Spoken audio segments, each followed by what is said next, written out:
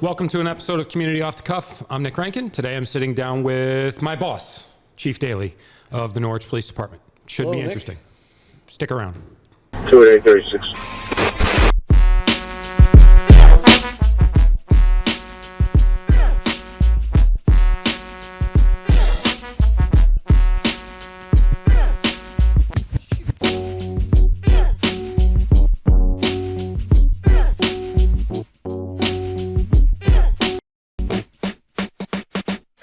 Why are you letting me do this?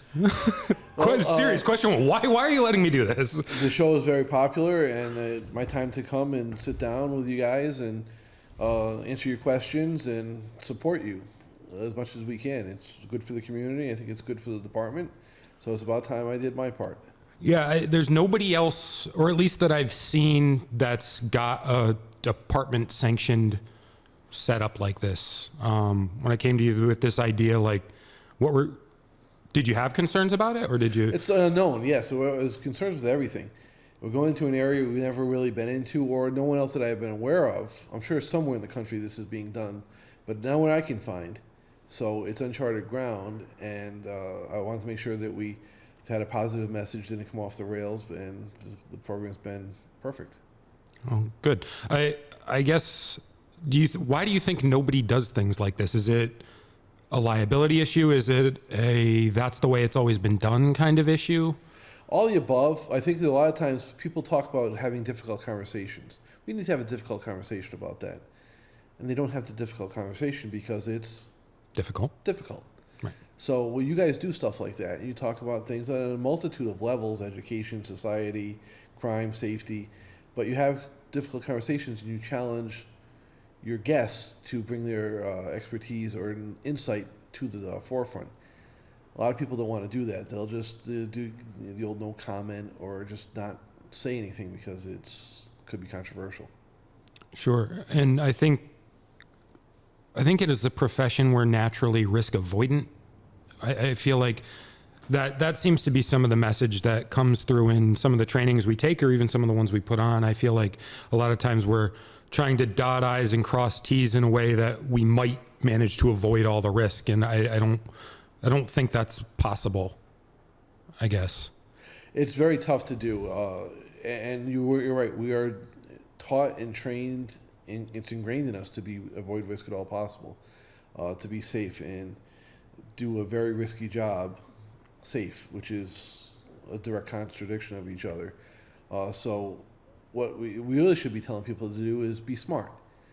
You know, it's a dangerous job and you have to do dangerous things, but be smart about it and make sure you take care of everything possible.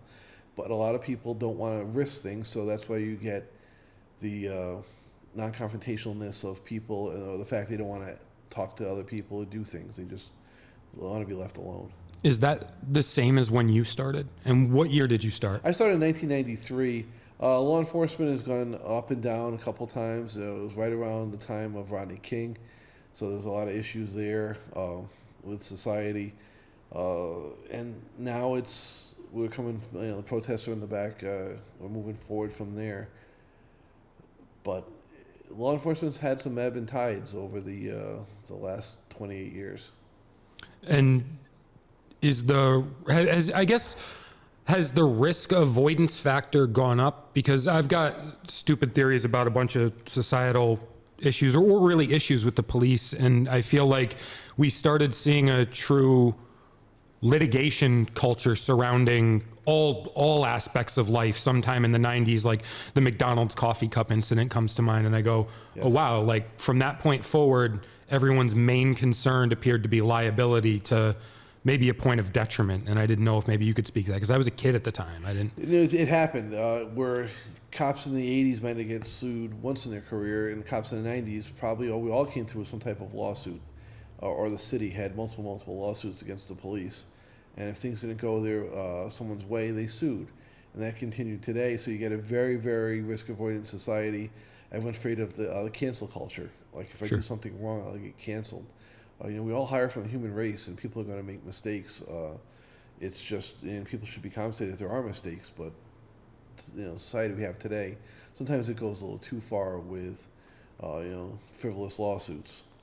Yeah, and I wonder that in broader society, because it's like everything is nerfed way down, right? It's, it's not just in law enforcement, but it's like, oh, well, we need to put a fence up around this. You have to have a fence around your pool in case somebody goes and walks into your pool, kind of thing. You have to have homeowners insurance in case somebody hurts themselves breaking in. Yes. Like, your insurance will go up if you have a dog because your dog may bite somebody on their property. Sure. It's a lot of silly stuff like that. Restaurants have to have slip and fall insurance because if the floor is wet. I get it, but if someone spills the drink, it causes that. The insurance, the restaurant owner is still at liability because of somebody else's actions who's not an employee. So those are difficult, but I'm hoping over time we'll return to a balance. right. People should have an outlet to have their grievances addressed. It's just we have to find a better way because a lot of these lawsuits are clogging up courts with people legitimate cases get pushed far and far and farther back. Right. So as a chief, I mean, you're the highest law enforcement official in the land, so to speak, and it's ultimately like the higher you go up, the more the liability rests on you, right? Like anything happens in the department, you get named in the lawsuit, period. How is it, what's your thought process going through and making those determinations of this is the risk worth taking, this is the risk not worth taking? How do you come to those decisions? Like you decided, well, I see people getting jammed up on social media or cops getting in trouble for free speech issues, and nope, go ahead, do the podcast. I think it's a benefit. Not that you have to use that as the example, but what's your thought process when you go through that? It comes down to you doing the old adage, doing the right thing, the right reason for the right people at the right time.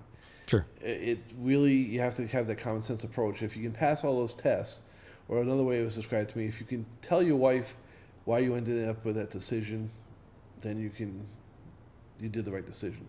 If you can't explain to a lay person why you did something, then you might not be in the area you need to be. So you have to look at that common sense approach to the decisions. What is easy to defend or explain, and you did the best process at the time. Now that doesn't mean your decision is going to have the actions you expected, and then you have to be able to react from it.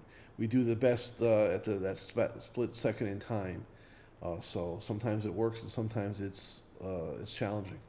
And then have you had any of those, and you don't have to be specific, come back and bite you on the back end? Yeah, there's been many where we thought we did the right thing and it turned out it wasn't. But you have to constantly review your decisions and be able to adjust as needed. And then I guess what's the stress of that, like living with that on the back end? Like, I don't know, at the end of the day, can you at least go, okay, well, we did what we thought was right, and we're just going to live with the consequences for having done what was right, I guess? That's pretty much the way it is. I don't want to sound so callous, but we did the best we could. Right. And we did the best we could to correct it once we found out that decision wasn't accurate. Sure. What's it like explaining that to the people who are affected by the decision? Meaning, like, I come into your office however many times a year as the good idea fairy, right? Hey, Chief, I've got an idea. You're going to love this one, Chief, right? And I feel like I'm not the only one. I feel like a number of people do that. Hey, you're the person that has to ask permission to. And then when you do have to tell people no, how do they take it? They take it well? Some people take it well, some people don't. I tell them why, explain the why. It may be valid, may not be valid. I may see it as valid, they may not see it as valid.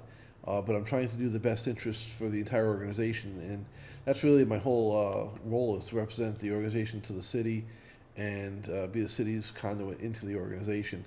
So, yeah, it's a challenge sometimes, but I at least give them the why. I try not to leave people with just because or because I said so. That's terrible. Well, sure. I try to explain the why, just so people know there's a reason for this decision. And they may not like it, but at least they'll understand it.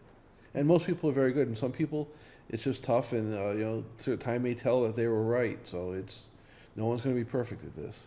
Oh, of course, and it sounds like it winds up being a real diplomacy-based position, right? Because I mean, when you do accept that risk, maybe we're all happy and we go, oh, this is the thing we wanted to see happen, and then we have to answer for it on the city end. What's it like playing middle between the department and the organization, and then the entity that is the city, or even at some points the citizens? It's a challenge. The officers sometimes want something done, and it's right, but it could be controversial.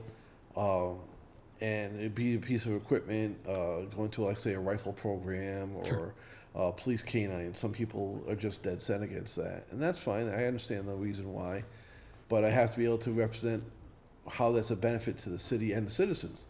As a former canine officer yourself, you know that there's canines find missing children. Mm-hmm.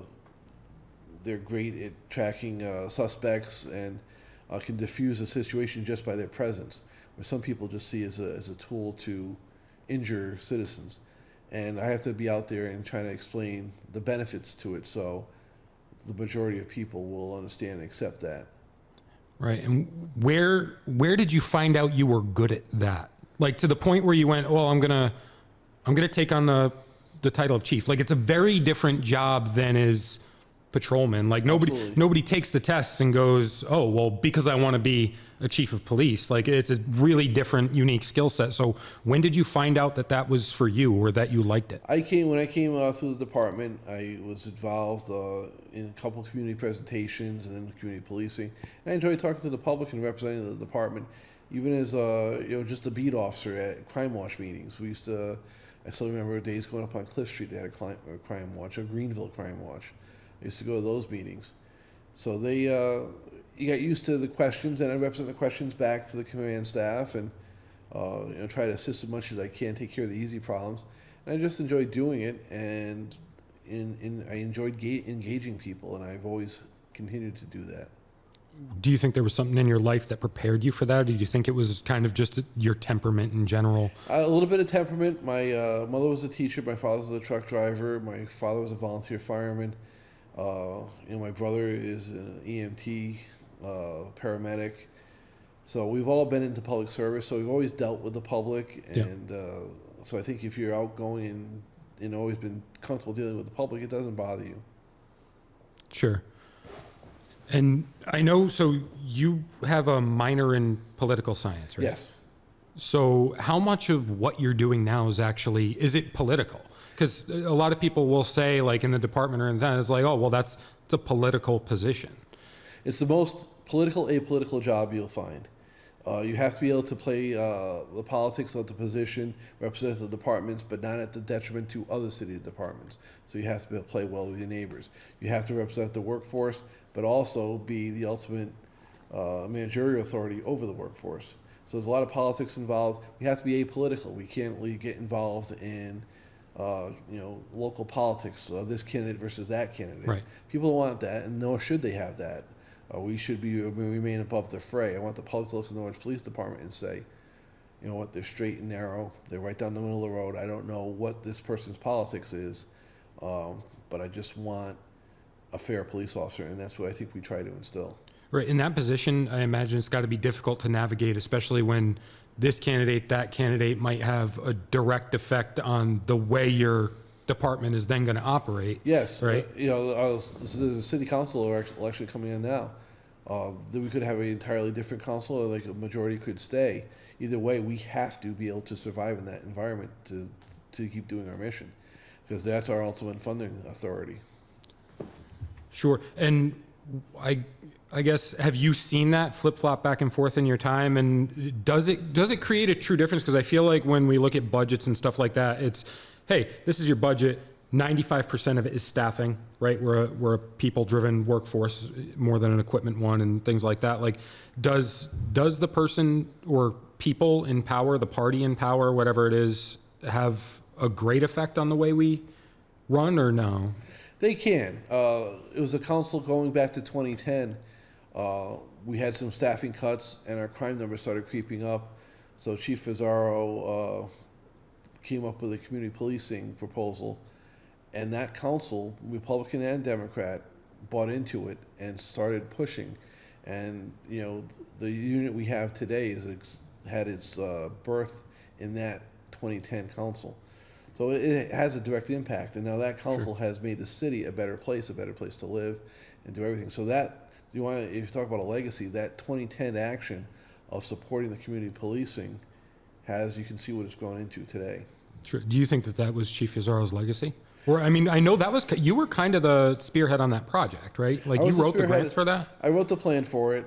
Chief Fazaro spearheaded it. But I was in community policing in the 90s. It had petered out. So I wanted to assign officers to beats because there's some internal strife over the community policing and how it was run before. So I wanted to take some of that out as much as I could.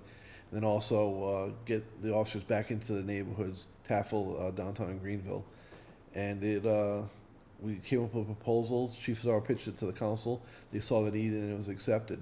Then I wrote a couple of grants from the cops office. We were able to get probably 8 officers through that, and that helped. Over the years, budgets got tighter. We've lost some of those positions, but we're trying now to get back to that level. As you see, because crime's starting to creep up again. The gun violence in Norwich is actually a major concern, and the only really way to fix that is staffing, boots on the ground, and people in the streets. So if there is a shooting, people feel comfortable talking to the officers. The only way to do that is building relationships, as you know. Yeah, it really is. What do you attribute that to, that jump in gun violence? Because I know we ran, what was it, 4 straight years, no homicides? 4 straight years, no homicides. We had 4 last year, I believe. Yeah. And then this year, we haven't had a homicide yet, but we've had probably in excess of 20 shootings. Right. So, the way to look at shootings are they almost like attempted murder. Someone's discharging a firearm in the direction of somebody or something, and bullets go where the bullets are going to go. So those are very concerning. Gun violence is a plague across the country right now. It was starting to creep up before the pandemic, but the pandemic made it much worse. So I don't know.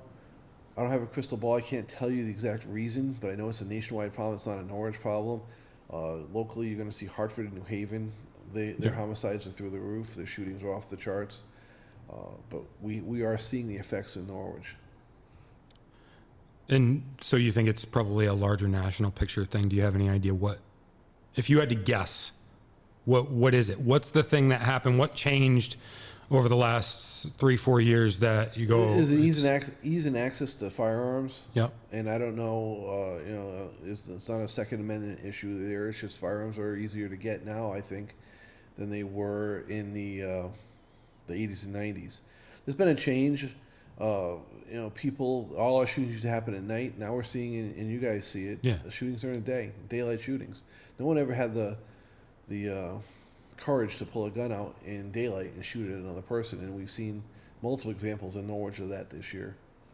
Yeah, I wonder if that's, I don't know, maybe that's something about the generation that's coming up and is now involved in that sort of thing, right? Like that's a particular age group most of the time, and I wonder if it's just a cultural shift in what we think of as, I don't want to say acceptable, it's unacceptable, but what's acceptable behavior? Acting out how you act out. There's 1,000 things that it's going to take probably 10 or 15 years of sociologists to figure out. The impact of social media, how people feel and how they act, and the acceptance of violence. We saw it a lot this year with the stories of large fights just breaking out everywhere. Right. Oh, that never happened before. Fights at the beach, like near riots at beaches. That's strange. That's really strange, and I don't know what's causing that. And someone much smarter than I has to come up with the root cause for that. Yeah, I can't imagine what it possibly is. I mean, it seems like manners and decorum kind of take a decline over time, and I think every generation says that, right? Every generation says, "Well, we weren't like these kids are. No. We were this, but we weren't like." Everyone looks back through nostalgia, and it makes a much rosier picture than it was. Yeah, we had gun violence when I was here. I got hired as part of a grant in 1993 because the West Side over near Jenkins Park, where Night Flight is, had multiple shootings and several homicides. Okay, now that's in our rearview mirror. So there was gun violence back then, but now it's just really, really prevalent. Where instead of one person being armed, several people are armed. Right. Was there a time in your career that things were that it looked better?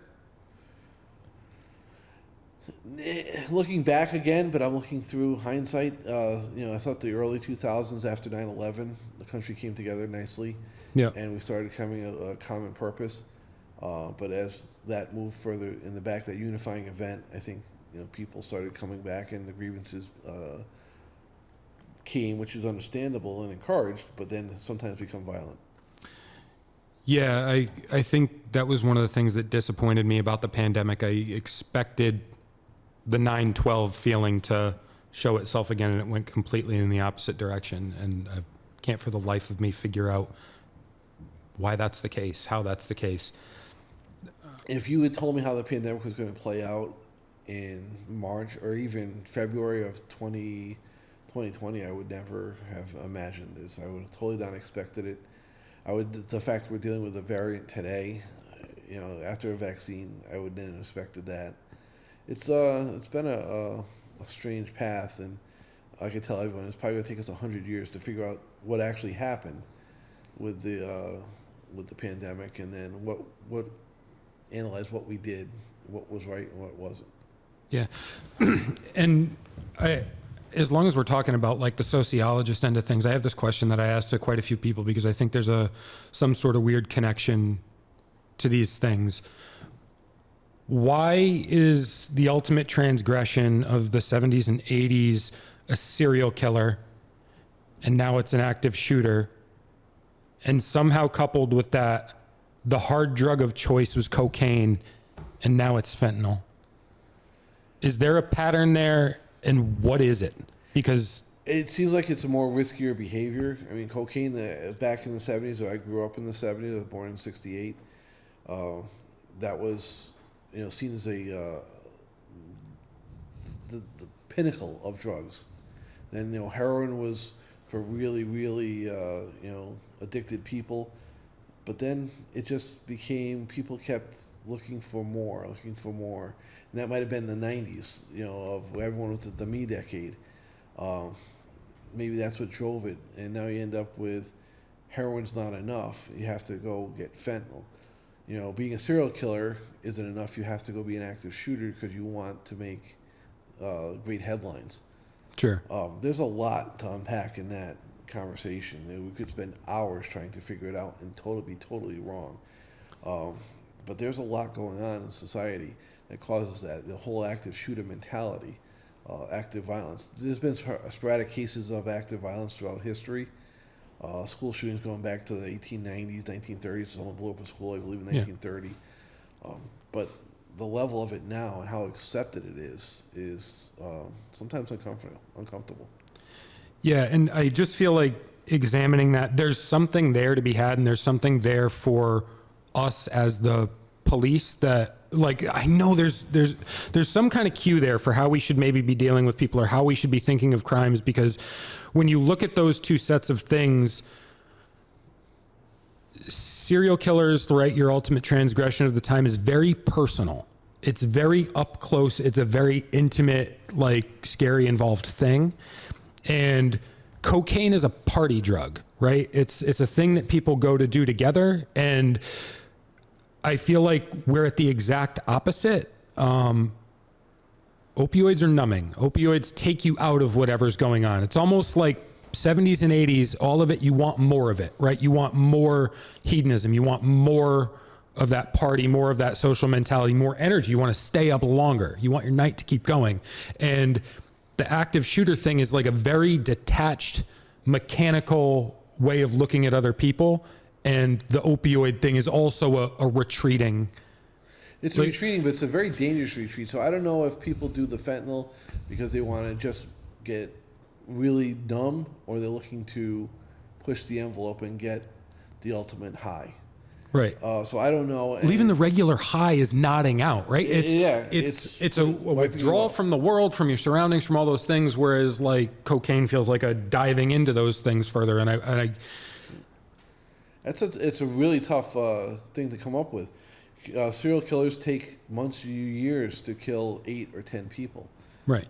An active shooter can kill or injure dozens in 40 seconds. It's just, I think some of the society, instant gratification, all that stuff all walled up into one.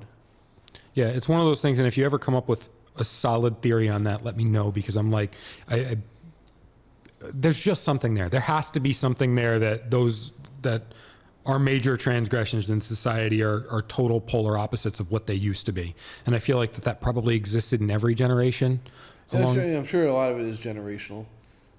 Right. the party drug before. Again, you go back to the 60s and 50s, there's marijuana, which is more of a mellowing drug. Yeah. So, So you had mentioned legacy earlier, and you had said that the community policing is maybe Fazzaro's legacy. What's yours? well, Or I do you follow know? in the footsteps of giants of Chief Abley and Chief Fazzaro. Chief Abley did a lot to professionalize the department and bring it to where it is today. And Chief Fazzaro continued that community policing. There's a huge legacy. I just looked to continue and to just move the ball forward. I'm not a big legacy guy. I just want when I'm done that I move the ball forward and the department's in a better place. Yeah. Taking a really good department and making it really, really, really good is what I'm looking for. I'm immensely proud of the police department and the officers we have, and the staff, and that's what makes me proud. Yeah. And that I inherited that legacy, and I'll turn that legacy over to somebody else, hopefully in better condition than I received it. Right. What would a win condition on that be? Like if you said I took a really good department and made it a really, really good department and moved the I think ball I'm like seeing it. I think You I'm think seeing so? it, to be honest with you. We had some challenges with the pandemic, the protests, and just the community engagement. Yeah. Like I said earlier, we started, people talk about difficult conversations. Members of the Norwich Police Department are having those conversations. And, talk is one thing, but doing is a lot. When you look at some of the things that Rose City United and community policing have done together, be it helping out at night flight or painting the courts or building park benches together, that's not happening in a lot of places. right. So that's the legacy there. The legacy of, hey, people feel comfortable in Norwich. Hey, I like Norwich is a safe community. Let's move to Norwich. That's if I'm looking for a legacy, that's what it would be. I guess that makes me ask, do you think a legacy is something that's built by a person or defined by the time that they happen to take charge in? By the time, you can change things, and that's what I try to do is move the department forward and try to be very progressive to make the department as agile as possible to adjust to unseen threats. But that's, building things or equipment. Yeah, okay, we got a radio system, we've got new cars. That's just window dressing. It's the people that are in the cars and what are they doing is the true legacy. Yeah, I guess that is one of the first things that I noticed you did when you took over initially. Like immediately we were on the technology route. Like, all right, we've got good cops. Let's get our equipment up to speed so they can be better, right? I mean, the first thing was we're going to make this paperwork system more efficient. Okay, now we're going to get computers in the cars. Okay, now we're going to get body cameras, and we're going to finally fix this radio system that was from the 1940s, right? With things like the radio system, how much goes into a project like that? It's a lot, and I assign the major projects to lieutenants so they can prepare themselves as a career development tool. So when they become command staff, chief deputy, wherever they go or go into another agency, they can do a major project. It's a lot to it. There's a lot politically, and there's a lot mechanically. What side, where's the antenna sites going? What's this radio coverage? You learn a lot about things that you never thought you'd ever learn about when you signed up as a police officer. But it needs to get done. And I think it showed because we did a lot of public education and outreach, and the voter turnout for the radio system was huge. I think it was like 7,000 votes for yes, probably 3,000 or 4,000 votes no. That's a huge number. You don't see that in some of the elections that happen inside the city. No, you don't see it, Yeah. and it's an overwhelming victory. And when you have the people from the registrar's office saying, "Hey, we don't see numbers like that in support of anything," that was a huge win. I think the people recognized there was a need, and we filled it. If you had a magic wand to fix all the city's woes as they currently stand, what do you do? Make it believe in itself. Norwich always doesn't think we can do this, or we don't think we can do things like that. We're a very negative city on ourselves. A lot of people, are constantly saying why not instead of saying why. Get to the yes. Find a way to make things happen. Change the things. Make the city become what you want it to be. It's a wonderful city. I've lived here every minute of my life. It is a great place. We sell ourselves short constantly, and it's time we stop doing that and take credit for what we are and what we're good at. Why do you think it is that we do that? I don't know. It's always been, as long as I go back, this industry's moving out, no one's ever going to come. Okay, well, the industry's moving out all over the country. We can't do this, we can't get this developer, we can't get this, or we're always waiting for one huge developer to come into Norwich and at the cost of 5 small developments. It's that type of attitude of it's easier to say no than yes, or we've always done things that way. Sometimes you have to challenge it. I found most of the reasons why things are done that way are valid, but having that conversation or the exercise of running it to ground is worthwhile. What do you think the biggest strength we've got first as a city is, not as a Diversity. Diversity? Diversity. Weakness? Self-confidence. Self-confidence. Self-confidence is a great place. People come from the outside, they see it. It's the people who live here get very down on themselves, and it's a great place. Sure. Opportunity.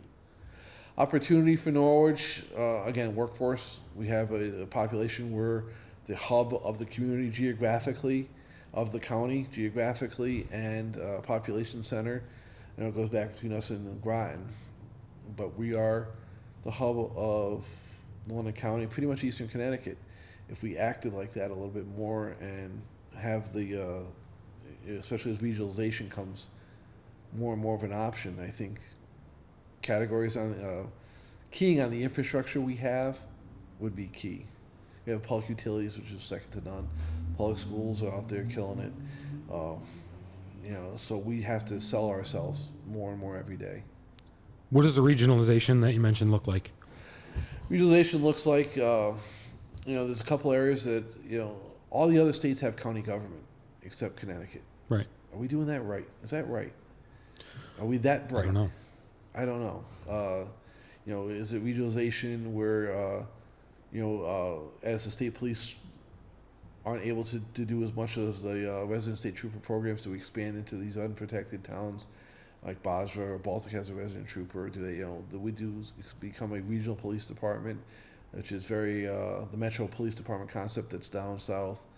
Or is it a regional school district where Norwich is the hub of a regional district for schools?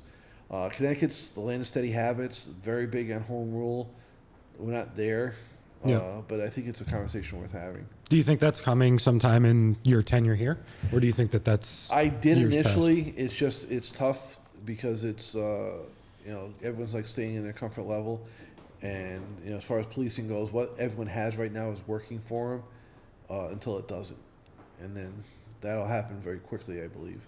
Right. And do you think that that's what it's going to take to push that forward? Is something's going to happen and they're not going to have the resources they need? Or it's going to be resources. Along that, there'll be a lack of resources. And, you look at the towns, the bigger cities are going to become, I think, the hubs, and the suburbs will become, part of the regional aspect. So you can see the centers. Hartford will become the center. Norwich and London will probably be for the Eastern Connecticut, Willimantic to a certain extent, and like Bridgeport, New Haven. Sure. So we went through strength, weakness, opportunity. Biggest threat to the city? Threat to the city is not investing in itself, and letting our infrastructure decline, not taking care of the schools and public buildings, not taking care of the streets, and just letting us slide into some type of decline. That would be a major threat. All right. All-time favorite case? This one will plague me for a while. In 1994, I took a case at City Hall. The Abraham Lincoln portrait was hanging in City Hall. Was stolen by a burglar on a Sunday night. The city manager was in the building and called, interrupted the thief, and it's never turned up since. We've been looking for it. We had the FBI involved. I wish we had the DNA levels we had today to do the swabbings, but it's a very interesting case. It was a John Crocker portrait. It was taken, cut from the frame, which is odd. Art thieves usually don't cut things from the frame. Art thieves aren't usually in Norwich either. Art in Norwich, they're not, and it disappeared, and it's never turned up since. Was it worth a lot? It wasn't worth. I believe that the frame was worth more than the painting. It was. I think they estimated it was like maybe $5,000 to $10,000, It was just very, very strange that someone actually cut it from it, broke into a public building and stole it. Why? I don't know. Is it a Crocker fan? Was it a Abraham Lincoln fan? Was it someone who thought it was like the Mona Lisa? I don't know. It wasn't a very high tech burglary. They came in through a window. Like I said, cut the picture out, which probably did more damage than anything, and then just ran out when they were discovered. I went to a burglary at 23 Union Street once, which I think it was in the basement. What's down there? Planning and zoning or something? Planning and zoning. That's why the planning and zoning meetings. Yeah, and somebody busted the window in back there, and you know what happened? So it was, how in the academy they're like, when you go to check a building, when you go to check an alarm, you check every window, every door, because the one time you say secure and it's not secure, that's the time you missed a burglary. Yep, and right? it was very similar. The call, I was walking Franklin Square, and back then the officers were walking. It was Sunday night, so they said, head up to City Hall. The city manager's reporting that someone's in the building. Just, he thinks he was an intoxicated subject. So I walk up. I was in Shading Corner, walked up Broadway, got there 5-6 minutes. I get in, and he's like, yeah, I don't know what the guy was doing. He was just fishing around, and then he just ran out. And I look over, and there's the empty picture frame. I'm like, is that supposed to be this way? It was something there last week. I don't know. And, it was like, That's we bizarre. can't believe it, that it actually, someone went to the depths to do it. And it's never turned up at a flea market, never turned up at a show. And it's out there. It's like my white whale. I want that painting back before I leave.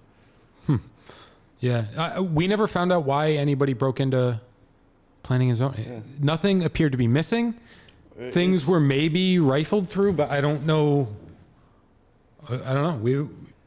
You always Total wonder, mystery. what are they doing in government buildings and what's going on? And you're not a conspiracy theorist, but it's just like, why? Look at the report, and we tried probably back in 2015. We just kind of threw the painting out there again, and nothing ever came. Speaking of unsolved, you seem to have a bug about unsolved cases because you brought back a lot of the cold case stuff in the last couple of years. Yeah, we've had some high-profile missing person cases over the years, and as time goes on, the people involved are getting older and older. So we have a very short window on trying to get closure for these. So if anyone is watching and any of the missing person cases that we are looking for, we're looking for information. That still remains true. We have never stopped investigating them. Right, and you also stay involved in that. I remember, hey, we're out digging up fields looking for remains, and there you are. Is it a sense of history? I know those things have plagued the department for a long time. It's a sense of history, but when you read the reports, you get a flavor for those left behind. Yeah. The mothers, the sons, brothers, sisters, all the family, that they just want an answer of what's going on and what happened. Do you think we have the biggest mystery in Norwich going on somewhere, or is it elsewhere in the city? Is it not a criminal thing? You're a history buff. I'd say I'm jaded. I'm going to say the Lima case is probably the biggest mystery in Norwich. Yeah. Keith Lima went missing in 1980.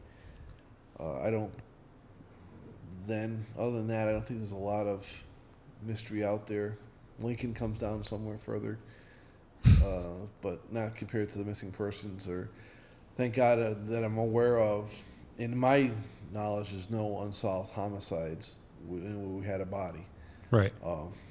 But we have a couple of suspicious circumstance missing person cases. What's your favorite piece of Norwich lore? A big fan of Lafayette Foster. He was a huge politician. He was the president of the Senate during the Civil War, so he almost became like the de facto vice president when Lincoln was assassinated. Yeah. There's very few monuments to him. We often get caught up in Huntington, Benedict Arnold, but Buckingham. There's a lot of. I'm partial. I come from Huntington's. Yeah, so I'll say you're partial to Huntington's, but we've had other famous people from Norwich, and some just don't have the traction of others. Sure. What's your favorite Norwich lore? Norwich lore. I mean, everybody likes the Benedict Arnold thing. I think it's really interesting. God, I don't know. I like some of the department lore, some of the stuff that I would never talk about on microphone, where I go like, this has legend status to it. You know, some of those old war stories from the older guys. I've been fortunate enough because I am committed to the department's history. Yeah. You'd be surprised. We've been around since 1865, but we don't have a lot of history in the building. So I've done a lot of trying to get pictures of people from the 20s and 30s and collecting old stuff. Because we don't have it. Our history, as we grew as an agency, our history got thrown aside. Yeah. So we don't have the pictures from the first officers and. Oh, I know where all of it is. My grandfather has every piece of history from Norwich that ever existed. I've seen it. There's a lot. He has a lot. He has a lot, and I think there's more out there that people have. That hey, listen, with the technology we have today, we're not looking for your picture, but we'll take a copy of it. Sure. A digital copy of it, or any items you see. There might be a uniform or a report or a form or something from the 1860s or 70s. We'd love to have it. And the stuff drifts back in every now and then. A logbook from 1867, I believe, came back 2 or 3 years ago. What was even on it? Who was working that day. You know how we have our day sheets today. For those who don't know, it's our sheet of who's working and log and who had what area. It was that book from 1867. I thought we were still a Night's Watch then. No, we were organized police department in 1865. Night Watch was in like the 1840s and 50s. Yeah. But as of 1865, we went out, and it was a big deal in Norwich. If you ever had a chance to read the history of the creation of the department, Zodak Kroll is a city council person. He became the first chief. He's the one who really is the father of the Norwich Police Department. No kidding. That much before Connecticut State Police, by the way. 1903. 1903. Yeah, we've been around a bit. No big deal. When you look at Boston, I believe, what is it, 1841, and they were one of the first, or the first. And then I think New York City is 1847, so we're not that far off. Yeah, no, we're old. We're old, and we just don't have a lot of that history. So if the people have the history out there or know someone who does, give us a call. We're looking to cherish our history. Yeah, it'd be nice to have a piece of that, and I think it'd be nice for some of the younger officers to see some of that history that we have. I think it's hard, especially if you come from another place or another town and haven't kind of heard about that as you're coming through to develop the same roots. Just look at how the city has changed its geography, and roads that have existed don't exist anymore, and bridges that were there have been moved. Or not that long ago, I went up to Slater and took a walk around and looked at some of the old paintings from when the geography was that much different in Norwich, and it's really impressive. It's like a cool little walk through history, and the museum itself is just incredible. But we're talking about what high school has a museum? Only like one other in the nation, I think. Yeah, and that's something we should be celebrating and say, hey, listen, look at Slater Museum. Yeah, it's incredible. For us, it's in our face every day, and it just falls back into the background. Yeah, you should be celebrating that. Even when I went to school there, it was like I think I made a once a year trip in there for some class, but like you have real casts of statues from Michelangelo, like the real full-size actual cast when it was still were very well connected and wealthy people, and they had that reach. They had international reach, and that's what the results are. Yeah, it's absolutely incredible in there, and I think they're still open on Wednesdays, and like they'll give guided tours. When I went there, I was the only one visiting. There was literally nobody else there, and the director was just like, "Hey, you want a tour? Like, you got questions?" It's like, go around. This full-time art expert is like, "Oh yeah, all this stuff. Yeah, I'll explain all of it to you." It was like, "Oh my God, like this is in Norwich, and how is everybody not just constantly here?" And again, I know it's been a tough haul the last couple of years, but minor league baseball team. Right. How many towns have minor league baseball? I wish we could get a Yankees affiliate back or a Red Sox affiliate. I know, because then we get rehab starts. It was wonderful when it happened. I just got on when it happened. I saw Roger Clemens up there, David Cohn, Darryl Strawberry. I saw Bernie Williams play there. It's just, and then all those players, because we were two at AA ball, most of those people on their way up to the big league. So when you look at who actually played at Dodge Stadium, right, it was huge. But that exists. We have that, and don't sell it short. We have a municipal ball stadium. Yeah, yeah, I sure do. What are the things about being chief that you didn't know before you became chief? There's a lot. I mean, I was fortunate enough. Chief Czar did a good job of mentoring me, and I had a long term as a volunteer chief in Norwich. So a lot of the political battles I was ready for. The hardest part, believe it or not, has been personnel issues with inside the department. And it's not the things you think. We're a department, as you're well aware, of limited opportunities, and to say no to somebody, or I have one sergeant opening and 5 very, very capable candidates. That's tough. That's tough because any one of the 5 could do it, and all of a sudden I have to pick, and that's a challenge. It really is to be the one to say, no, it's going to be this person for this reason. Yeah, I would imagine that'd be difficult, especially since you know everybody there. It's not a big enough department that this person is someone that you know everybody and you know them all personally and all their personalities there. I imagine that has to make it 10 times harder. What is it that you see from your position that the rest of us are just unable to see from where we are? And I mean that in the sense of, like, every time I've taken a new position in the department or really anywhere, it's like, oh, now I understand how the person who was here last arrived at this. It's coordination, how one part of the department coordinates and complements another part, and what I call big picture awareness. You have that now. You see how the city operates. You operated as representing the department with other city agencies and how the city responds to the homeless problem or any type of crisis, the pandemic, food giveaways. You see how the city responds. Younger officers don't have that big picture awareness, how we fit as a cog into a bigger wheel. Sure. And that's, I think, is something that people, the officers need to, you get as you go up. You'll see the big picture awareness. But I try to explain it as much as possible. Like, okay, here's why, or here's where we fit. Yeah. And to those younger officers, who knows if they're listening? Maybe they're listening, maybe they're not. I don't really know. But were they listening? What's your advice to them? Somebody that wants to make it into your position, somebody that, has that deep interest, what should they be doing? Stay active in the job, stay committed to the job, take promotional opportunities from the start. I started taking the sergeant's tests at, I think you had to have 3 years on. I took my first sergeant's test at year 3. And then keep bettering yourself. Law enforcement training, college, just keep bettering yourself, make yourself as a stronger candidate as possible. Get used to, find out what your interest is. Is it community policing? Is it accident investigation? Is it criminal investigations? And try to tailor your career for that so you can get the most job satisfaction out of it. And what should they avoid? Making everything routine, looking at it as it's a job, it's a profession. We're professionals. We're here to make differences in people's lives. There's a vast majority of Norwich residents who have called their police department once or twice in 50 or 60 years.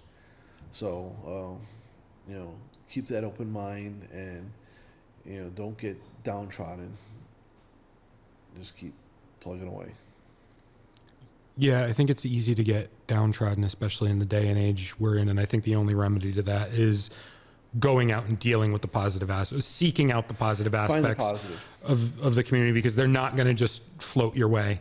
There's not, in a call and response method will they ever float your way. You're there because there's a problem. So it's, I think it's incumbent on all of us to seek and remind ourselves of the positive in the community, because it's not always readily apparent. It's around, and there's a tremendous amount of support. And like when you're down, I think the community's down on you, go back and just think, the radio system was 2 years ago. It one of the highest vote getters ever for a bond question. So the people support us. They want to keep us safe. So that was a vast majority of voters. Sure. And as we're kind of finishing up, anything for the town?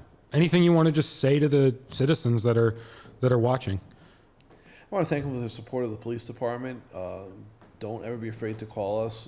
There's still people out there, which is strange, that don't want to bother us. Yeah. They have something stolen from their yard, or there's a problem that's driving them nuts, and they don't want to bother us. Well, people pay their taxes, and we're an expensive operation, so we're here. Bother us. Right. I can't guarantee we'll fix it, but at least we'll try. And is there something they can do in their day-to-day lives to make what problems there are in the city less? Day to day. Be good citizens. Be, like you said, decorum. Do good things. Be what you model what you want. Common courtesy. Those little things, and help your fellow person, Right. Your fellow man. There's a lot we can do just to make everything better. Yeah. If everyone in society has good manners, we're out of a job. Right? Yeah. Like, And that's truly. and then, believe it or not, Yeah, as you know, that's our ultimate mission. It really such is. a good job is that we go out of existence. We have the recruits coming in a couple weeks. They're coming back home for their 2 weeks away from the academy, and that's the thing that I always tell the recruits when they send them to us. If you're doing your job well, there's no dramatic moment. It's mundane. It's like nothing ever happened. You won't have good war stories if we're all doing our job Yes. at our best. Like, don't look for the dramatic moment. Don't look for the high-speed thing. Like, make it so that moment never needs to exist in the first place. That's been an episode of Community Off the Cuff. Thank you.